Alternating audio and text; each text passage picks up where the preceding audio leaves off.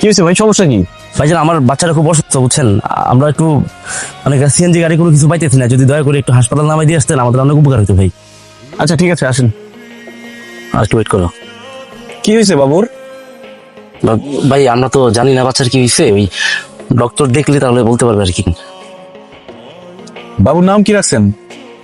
নাম নাম নাম ভাই এখনো 7 দিন হয়নি তো, তাই নামটা রাখা হয় নাই। ভাই একটু আপনি তাড়াতাড়ি জান না ভাই। ভাইজান অনেক বড় উপকার করছেন। আমি কিছু ভাড়া দিয়ে দিই? না না, ভাড়া দেওয়া লাগবে না, আমার বাসা তো এদিকে, এদিকেই যাচ্ছিলাম আমি। ঠিক আছে, ধন্যবাদ ভাই।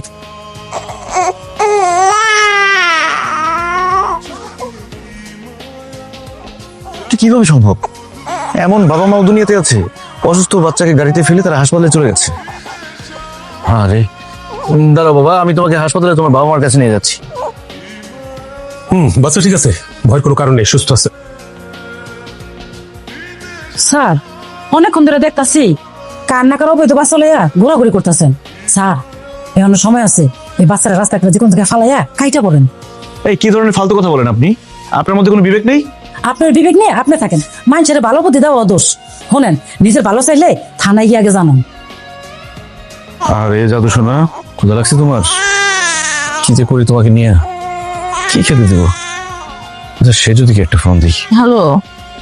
আচ্ছা ওই আমি ট্রিপ মারতেছিলাম, গাড়িতে একটা কাপড় উঠলো, একটা বাচ্চা নিয়ে, তারপরে ওরা নেমে গেল, কিন্তু বাচ্চাটা রেখে গেছে।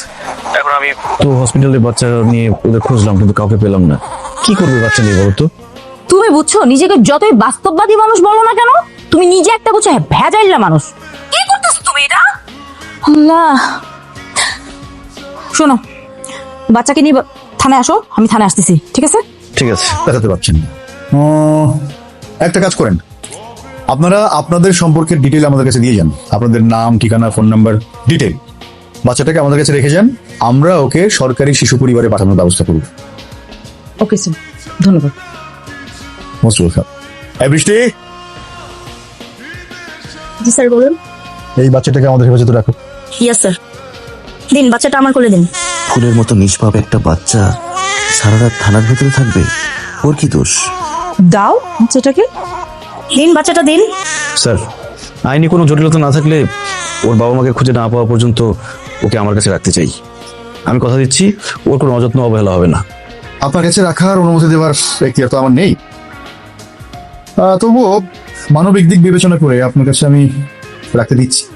বাবাজি গভীর রাতে তোমরা বিরক্ত করলাম, মনে কিছু নিও না। তোমার পাশে বাচ্চার কান্নার আওয়াজ পেলাম তো, এই জন্য আসলাম। ওমা, এই বাচ্চা কার? তোমার কোনো আত্মীয় স্বজন আছে নাকি? না, আত্মীয় স্বজন আসে নাই, বলতে পারেন একটা দুর্ঘটনার ভেতর দিয়ে বাচ্চাটাকে পেয়ে সাথে করে নিয়ে আসছি। দুর্ঘটনার বাচ্চা মানে কি কইতেছ? ওর বাপ মা কই? আমার গাড়িতে ফালায় রেখে পালাই গেছে।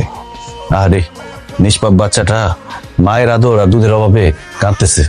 বুঝছি, লম্পট প্রেমিক প্রেমিকার পাপের ফসল, তারও সন্তান। কিভাবে এই বাচ্চা আসলো কোথেকে?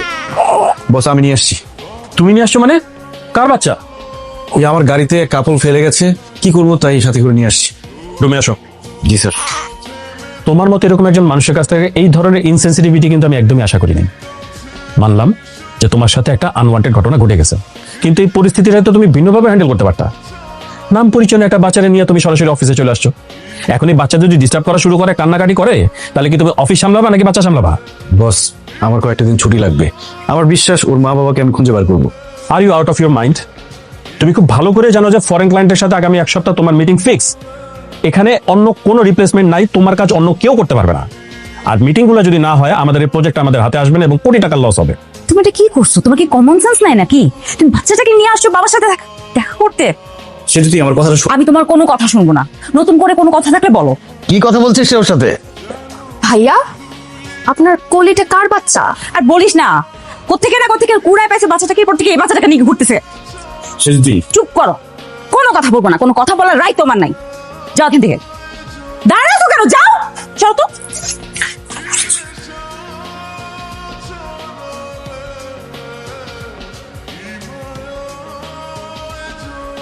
সরি জাহিদ, সেদিন তোমার সাথে খুব রুডলি কথা বলেছে, আমার এভাবে কথা বলাটা উচিত হয়নি। সেটার প্রতি তোমার অনেক মায়া জমে গেছে, যেটা খুবই স্বাভাবিক, আমি বুঝি।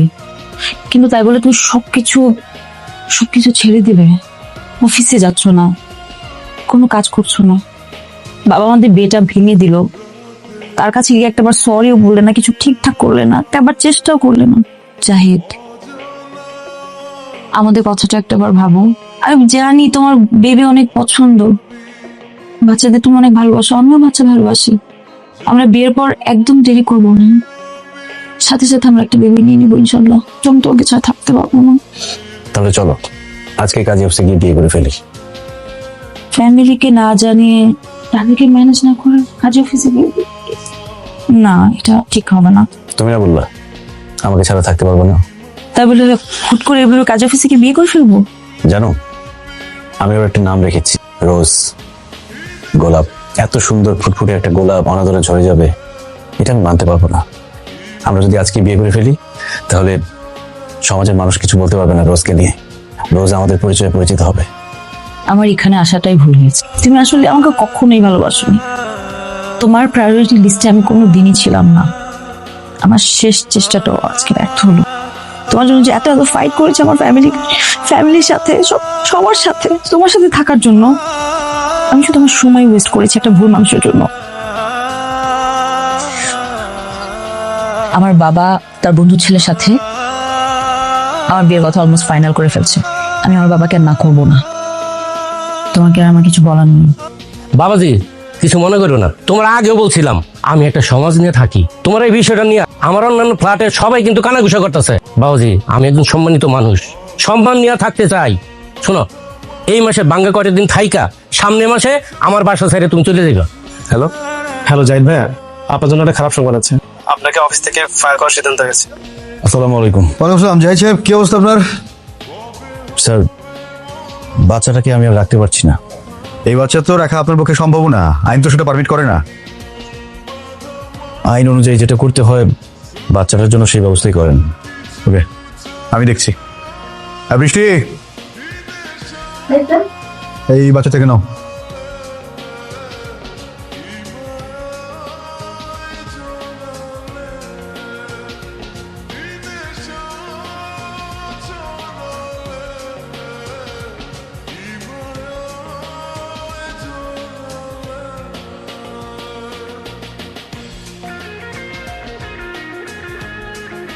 বৃষ্টির সঙ্গে গিয়ে ডিউটি অফিসারের কাছে একটু লিখিত দিয়ে যান।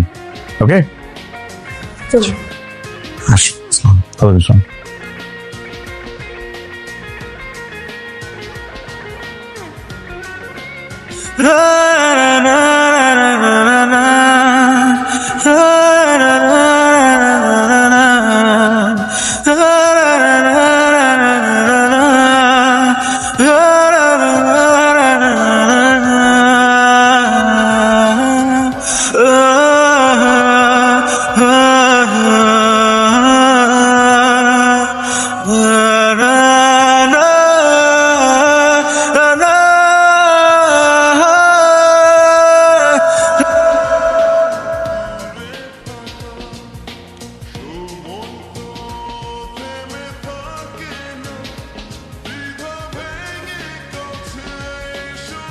বাচ্চাটার নাম কি? কি লিখবো বলুন?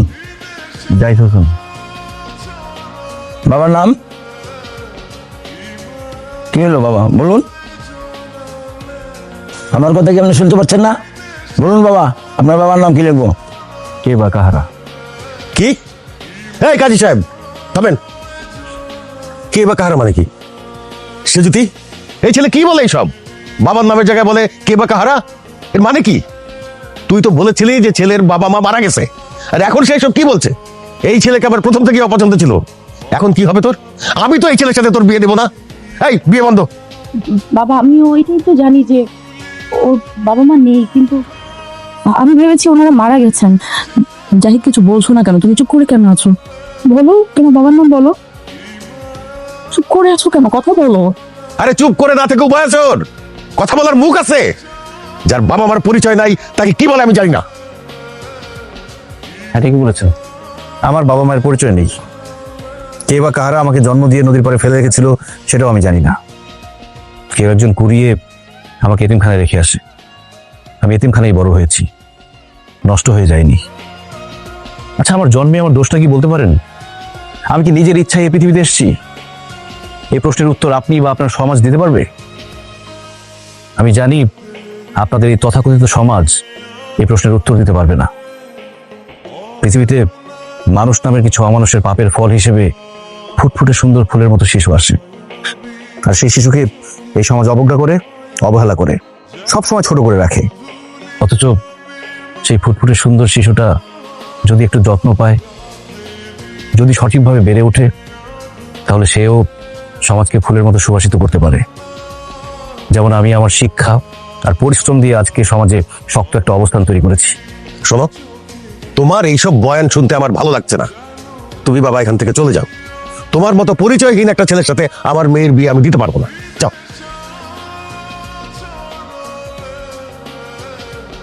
সেজতি, তোমার কি কিছু বলার নেই?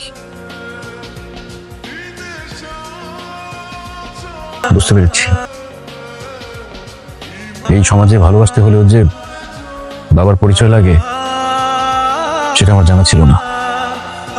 মাফ করে দিও, অনেক মানুষের সামনে তোমাকে ছোট করলাম।